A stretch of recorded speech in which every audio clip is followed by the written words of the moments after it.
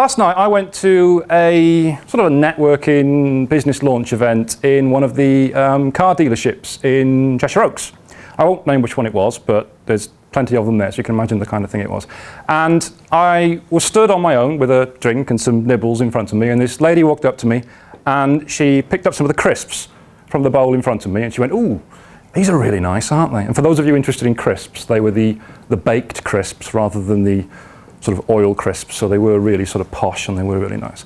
And she said, "Oh, these are really nice, aren't they?" And I kind of joked, "Back off, they're mine," because they were really good. And I made a sort of judgment from what she looked like and what she was doing, that she was just there for the event like I was, and she was there for the nibbles like I was. But as I got talking to her, I found out that no, she wasn't there for the nibbles and she wasn't there for the event. She actually owned the dealership.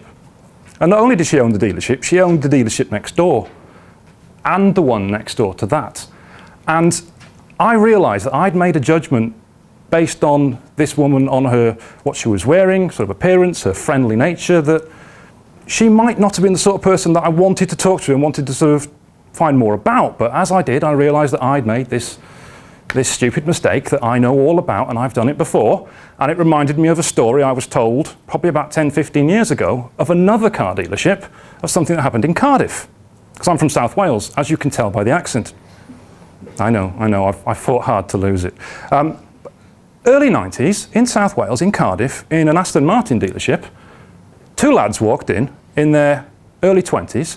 They were dressed like early 20s lads would have done.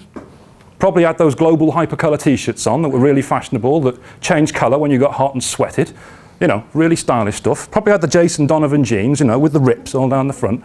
And they walked into this Aston Martin dealership, and I should point out they were from Manchester, so they walked in like this. "Hey, these cars are absolutely mince, aren't they?"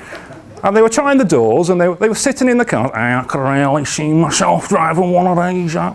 And the car dealer at the back, and I warn you, I'm about to do a Cardiff accent. I'm from South Wales, I can do that. If anyone else does it, it's racist.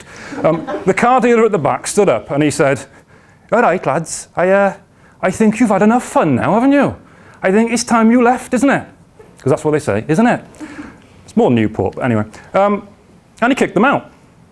And a couple of weeks later, that Cardiff dealer got a call from the Aston Martin dealer in London. And he said, I won't do a London accent because we've actually got a genuine Cockney in the room, so it wouldn't be good.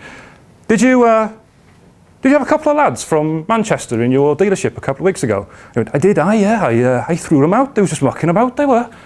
He said, "Well, for future reference, those two lads are members of a pop group called Take That. And they've just bought 5 cars from me." And the moral of this story is, firstly, it's true, because I was told this by a car dealer that works for Mercedes in the same area, and apparently this is quite a legendary story around Cardiff. The moral of this story is, don't judge people based on appearances, as I almost did again last night in a car dealership. Why don't I learn from my own stories? Don't judge people based on appearances. So as you look around the tables now, I guarantee that you're all in the same position I am, that most of the people in this room you don't know. Until you've spoken to them, until you found out who they know, what they do, who they do it for, who they went to school with, you don't know that the people in this room might have that connection, that business referral that would absolutely transform your business. So don't judge on appearances, on gender or ethnicity or age or height or dress. Get to know everybody in the room, because it might just be the biggest business decision you ever make.